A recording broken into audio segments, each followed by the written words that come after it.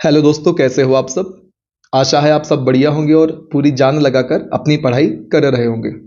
दोस्तों, इस वीडियो में हम बात करेंगे परीक्षा धाम पब्लिकेशन की पुस्तक से मध्य प्रदेश खाद्य संरक्षण आयोग की, जो कि आपके लिए एमपीपीएससी प्रीलिम्स एग्जाम की यूनिट 10 में सहायक सिद्ध होने के साथ साथ उन समस्त एग्जाम में लाभकारी होगी जिसमें भी मध्य प्रदेश खाद्य संरक्षण आयोग से संबंधित प्रश्नों को पूछा जाता है।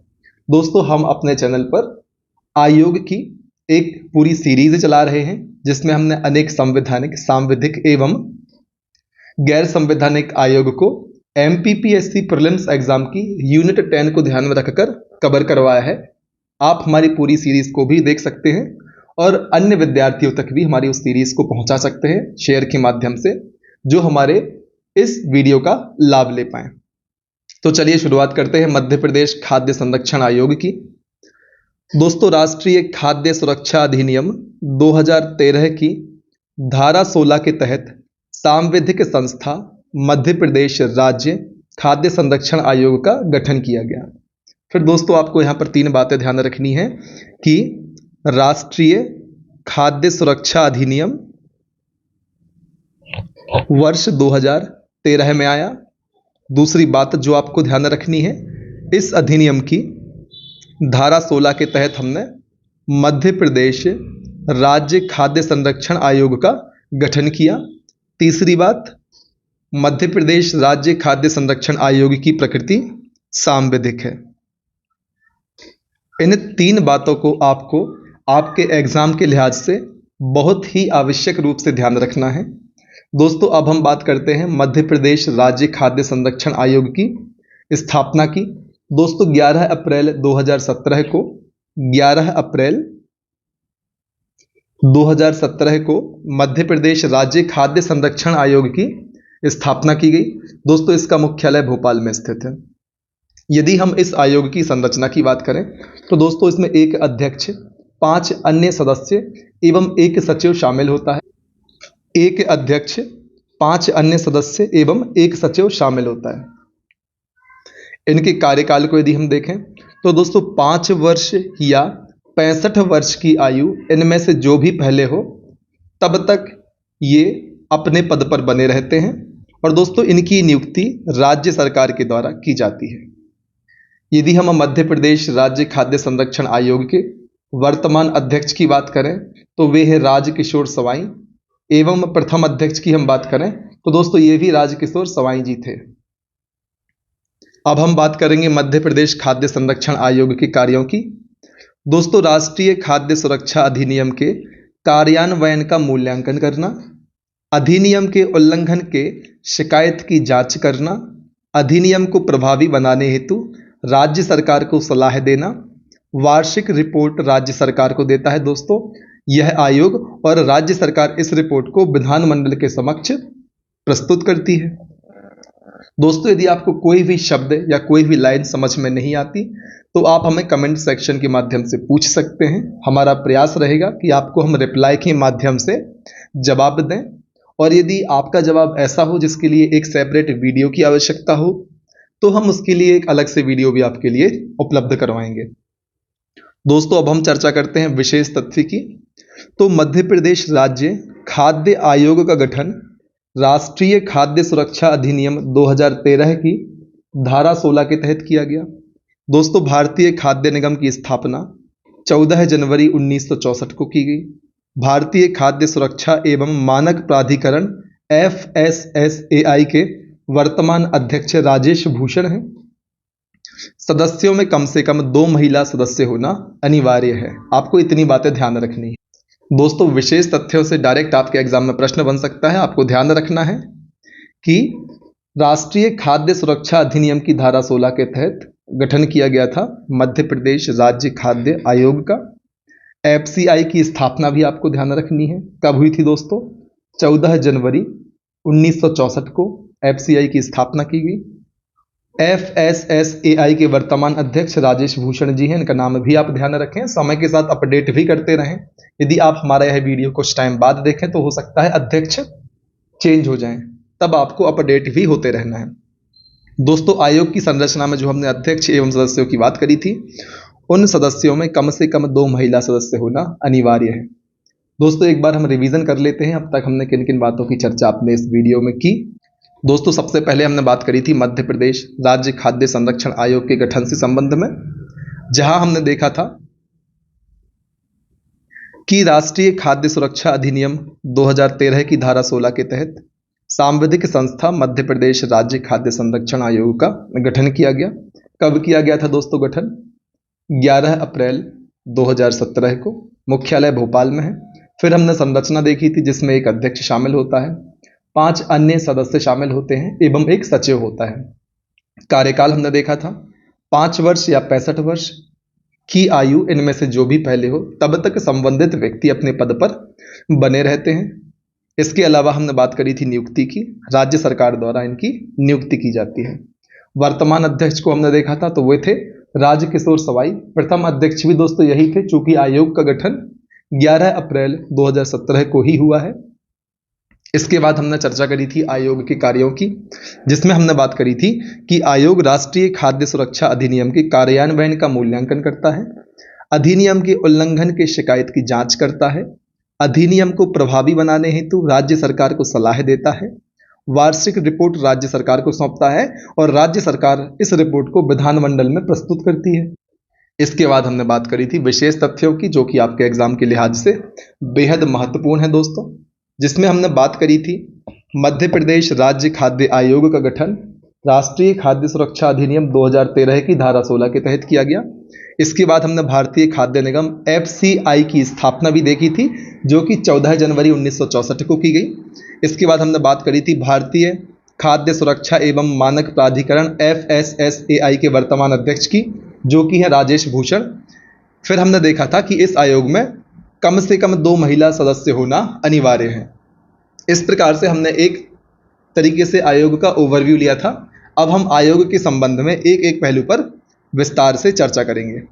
तो चलिए शुरुआत करते हैं, जिसमें हम बात करेंगे परिचय की, उद्देश्य की, संरचना की, सदस्य एवं अध्यक्षों की योग्यताओं की, नियुक्ति एवं सेवा शर्तों की, अध्यक्ष व सदस्यों के कार्यकाल की, त्यागपत्र व पद से हटाने के संबंध में हम बात करेंगे, रिपोर्ट एवं प्रतिवेदन की चर्चा करेंगे, आयोग के कार्यों को देखेंगे, आयोग की शक्तियों की बात करेंगे, परीक्षा उपयोगी अन्य तथ्यों को हम देखेंगे।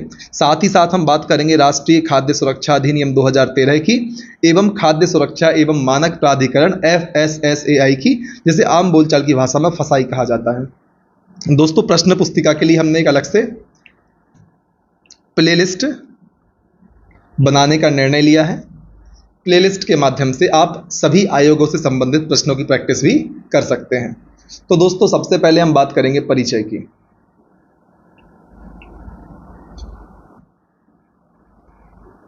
राष्ट्रीय खाद्य सुरक्षा अधिनियम 2013 में लाया गया। दोस्तों मध्य प्रदेश राज्य खाद्य आयोग का गठन राष्ट्रीय खाद्य सुरक्षा अधिनियम 2013 की धारा 16 के तहत किया गया। धारा 16 आप ध्यान रखें दोस्तों, आपके एग्जाम में सीधा प्रश्न पूछा जा सकता है कि राष्ट्रीय खाद्य सुरक्षा अधिनियम की किस धारा के तहत मध्य प्रदेश राज्य खाद्य आयोग का गठन किया गया। तब आपको ध्यान रखना होगा धारा 16 के तहत। मध्य प्रदेश राज्य खाद्य आयोग के गठन की अधिसूचना दोस्तों 11 अप्रैल 2017 को जारी की गई और आयोग ने 21 जुलाई 2017 से कार्य करना प्रारंभ किया। तो दोस्तों अब आपको 2 डेट याद रखनी पड़ेंगी। गठन की अधिसूचना 11 अप्रैल 2017 को जारी की गई एवं आयोग ने 21 जुलाई 2017 से कार्य करना प्रारंभ किया। दोस्तों आयोग एक सांविधिक निकाय है क्योंकि इसका गठन अधिनियम के माध्यम से किया गया है, विधानमंडल द्वारा पारित अधिनियम के माध्यम से। संविधान में इसका उल्लेख नहीं है, इसलिए आयोग को सांविधिक निकाय का दर्जा दिया गया है। मध्य प्रदेश राज्य खाद्य आयोग का मुख्यालय भोपाल में स्थित है। इन सभी बातों की चर्चा हम पहले भी कर चुके हैं। अब हम चर्चा करेंगे आयोग के उद्देश्य की। तो दोस्तों लोगों को पर्याप्त मात्रा में गुणवत्तापूर्ण खाद्य को उचित मूल्य पर आपूर्ति के द्वारा खाद्य तथा पोषण सुरक्षा मुहैया कराना, यह आयोग का व्यापक उद्देश्य है। आपको ध्यान रखना है। वैसे आप उद्देश्य को कॉमन सेंस से भी आंसर कर सकते हैं कि यदि खाद्य संरक्षण आयोग नाम रखा है तो उद्देश्य भी खाद्य एवं पोषण सुरक्षा से संबंधित ही होगा। इसी क्रम में अब हम बात करेंगे आयोग की संरचना की। तो दोस्तों, एक अध्यक्ष, 5 अन्य सदस्य और एक सचिव इसकी संरचना में शामिल होते हैं। दोस्तों, आयोग में 2 महिला सदस्यों का होना आवश्यक है, यह पॉइंट आपको ध्यान रखना है। आयोग में एक सदस्य SC या ST वर्ग का होना चाहिए। दोस्तों, सचिव राज्य सरकार के अपर सचिव रैंक से कम का पदाधिकारी नहीं होगा, ऐसी बात आयोग की संरचना के संबंध में बताई गई है।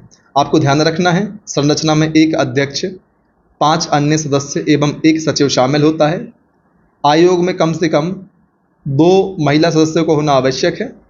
आयोग में एक सदस्य SC या ST से होना आवश्यक है।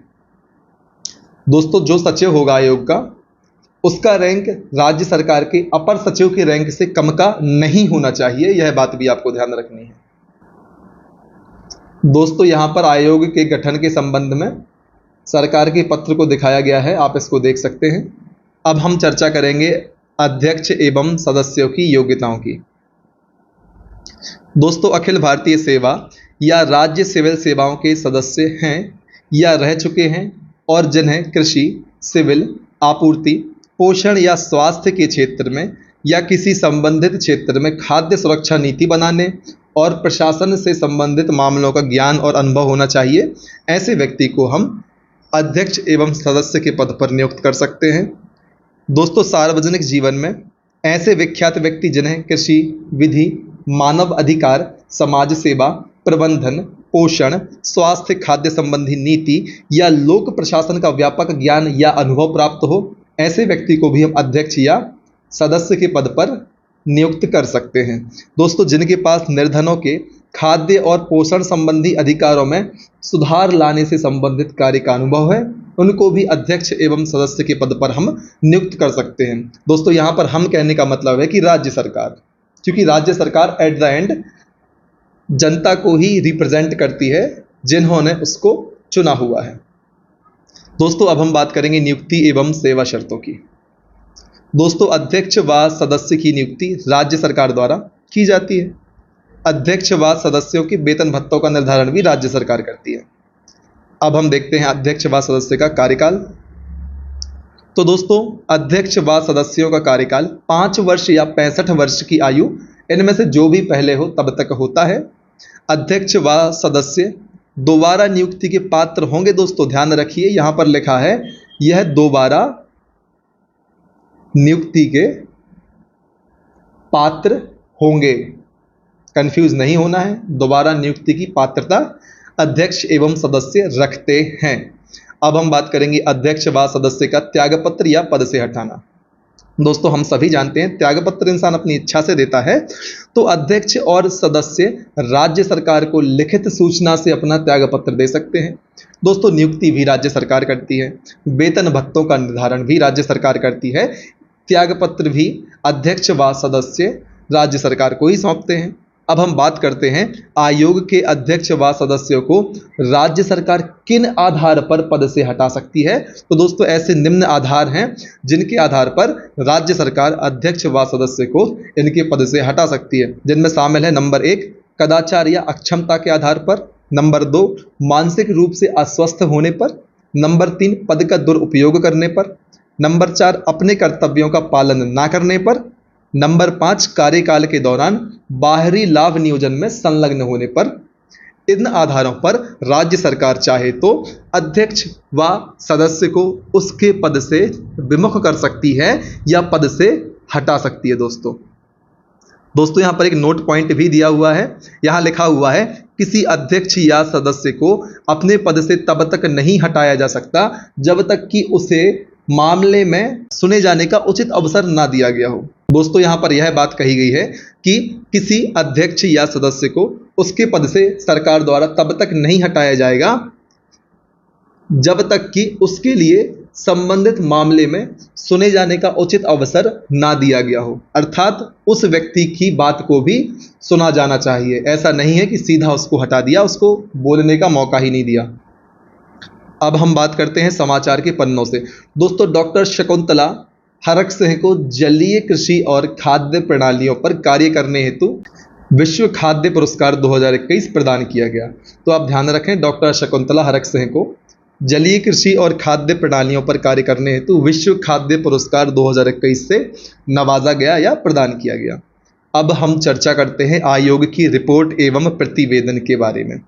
तो दोस्तों, खाद्य आयोग या राज्य खाद्य आयोग अपनी वार्षिक रिपोर्ट राज्य सरकार को सौंपता है। राज्य सरकार इस रिपोर्ट को विधानमंडल के समक्ष रखवाता है। दोस्तों, रिपोर्ट में की गई सिफारिशों को ना मानने का कारण बताना आवश्यक है। यदि विधानमंडल, राज्य सरकार, आयोग द्वारा जो भी सिफारिशें की गई हैं उनको नहीं मानता, तो उनको कारण बताना पड़ेगा कि क्यों उनकी सिफारिशों को नहीं माना जा रहा है। अब हम बात करते हैं आयोग के कार्यों की। तो दोस्तों, राष्ट्रीय खाद्य सुरक्षा अधिनियम के कार्यान्वयन का मूल्यांकन करना, कि राष्ट्रीय खाद्य सुरक्षा अधिनियम में जो भी बातें बताई जा रही हैं, जो भी प्रावधान है, उनका कार्यान्वयन सही से हो रहा है या नहीं, इस बात का मूल्यांकन करना। अधिनियम के उल्लंघन की शिकायतों की जांच करना। अधिनियम को प्रभावी बनाने हेतु राज्य सरकार को सलाह देना। वार्षिक रिपोर्ट राज्य सरकार को देना, जिसे राज्य सरकार विधानमंडल के समक्ष प्रस्तुत करेगी। जिला शिकायत निवारण अधिकारी के आदेशों के विरुद्ध अपीलों की सुनवाई करना भी आयोग का कार्य होता है। दोस्तों, यहाँ पर आपके लिए मोटिवेशन के लिए कुछ बातें लिखी हुई हैं, आप इनको पढ़ सकते हैं। दोस्तों, अब हम बात करेंगे आयोग की शक्तियों की। तो दोस्तों, आयोग किसी कार्य की जांच पड़ताल कर रहा है या किसी शिकायत की जांच कर रहा है तो उसे दीवानी न्यायालय की शक्तियां प्राप्त होंगी। आपको ध्यान रखना है कि जब भी आयोग किसी कार्य की जांच पड़ताल कर रहा होता है या किसी शिकायत की जांच कर रहा होता है, उस समय आयोग के पास दीवानी न्यायालय की शक्तियां प्राप्त होती हैं। दोस्तों, भारत के भी भाषा के व्यक्ति को समन करना और हाजिर कराना तथा शपथ पर उसकी परीक्षा करना, किसी दस्तावेज को प्रकट और पेश करने की अपेक्षा करना, यह शक्ति भी आयोग को प्रदान की गई है। दोस्तों, यहाँ पर सेंटेंस फ्रेमिंग सही नहीं है। यहाँ पर होना चाहिए भारत के किसी भी भाग से किसी व्यक्ति को समन जारी करना, हाजिर करना तथा शपथ पत्र पर उसकी परीक्षा करना, किसी दस्तावेज को प्रकट करना, पेश करने की अपेक्षा करना, यह शक्ति आयोग के पास है। इसके अलावा शपथ पत्रों पर साक्ष्य ग्रहण करने की शक्ति भी आयोग के पास है। साक्ष्यों और दस्तावेजों की परीक्षा के लिए समन निकालना, यह शक्ति भी आयोग को दी गई है। किसी न्यायालय या कार्यक्रम के किसी लोक अभिलेख या उसकी प्रति की अपेक्षा करना, यह सभी शक्तियां आयोग के लिए दी गई हैं दीवानी न्यायालय के तहत। दीवानी न्यायालय की शक्तियां आयोग को प्राप्त है, जिस कारण से आयोग के लिए ये तमाम शक्तियां प्रदान की गई हैं। अब हम चर्चा करते हैं दोस्तों भारतीय खाद्य निगम की, FCI, food corporation of India. तो दोस्तों, FCI की स्थापना 14 जनवरी 1965 को की गई। भारतीय खाद्य निगम अधिनियम 1964 के तहत, आपको ध्यान रखना है, स्थापना 14 जनवरी 1965 को की गई। किस अधिनियम के तहत? भारतीय खाद्य निगम अधिनियम 1964 के तहत। दोस्तों, FCI का मुख्यालय नई दिल्ली में है। वर्तमान अध्यक्ष हैं आतिश चंद्रा। इसका कार्य है खाद्य पदार्थों का भंडारण, क्रय विक्रय और वितरण करना। अब हम चर्चा करते हैं परीक्षा उपयोगी तथ्यों की। तो दोस्तों, खाद्य सुरक्षा जिला शिकायत निवारण अधिकारी प्रत्येक जिले में कलेक्टर को बनाया गया है। आपको ध्यान रखना है, आपके एग्जाम में प्रश्न पूछा जा सकता है कि प्रत्येक जिले में खाद्य सुरक्षा जिला शिकायत निवारण अधिकारी किसे बनाया गया है। आपके एग्जाम में ऑप्शन हो सकते हैं कलेक्टर, SDM, तहसीलदार, इनमें से कोई नहीं, तो आपको कलेक्टर वाले ऑप्शन पर टिक करना है। इसके अलावा मध्य प्रदेश खाद्य सुरक्षा नियम 2017, राष्ट्रीय खाद्य सुरक्षा अधिनियम 2013 से अभिप्रेरित है। आपको ध्यान रखना है कि जो भी नियम 2017 में बनाए गए थे मध्य प्रदेश में खाद्य सुरक्षा से संबंधित, वह राष्ट्रीय खाद्य सुरक्षा अधिनियम 2013 से अभिप्रेरित हैं। दोस्तों, आयोग के पास सिविल न्यायालय या दीवानी न्यायालय की शक्तियां प्राप्त हैं। सिविल या दीवानी एक ही बात है। 2 या 2 से अधिक राज्य संयुक्त खाद्य संरक्षण आयोग बना सकते हैं। आपको यह तथ्य भी ध्यान रखना है। दोस्तों, राशन कार्ड से संबंधित शिकायत और जानकारी प्राप्त करने के लिए 1967 और 181 नंबर मध्य प्रदेश सरकार द्वारा जारी किए गए हैं। राष्ट्रीय खाद्य सुरक्षा अधिनियम 10 सितंबर 2013 को लागू किया गया। चोर बाजारी निवारण और आवश्यक वस्तु प्रदाय अधिनियम 1980 से संबंधित है। आवश्यक वस्तु अधिनियम 1955, भारत में राशन व्यवस्था 1940 से प्रारंभ की गई, आप इस तथ्य को भी ध्यान रखें। 1945 में संयुक्त राष्ट्र खाद्य और कृषि संगठन की स्थापना दिवस की याद में हर वर्ष 16 अक्टूबर को विश्व खाद्य दिवस मनाया जाता है, आपको ध्यान रखना है। 16 अक्टूबर को विश्व खाद्य दिवस प्रत्येक वर्ष मनाया जाता है। दोस्तों, केंद्रीय खाद्य प्रौद्योगिकी अनुसंधान संस्थान मैसूर में स्थित है।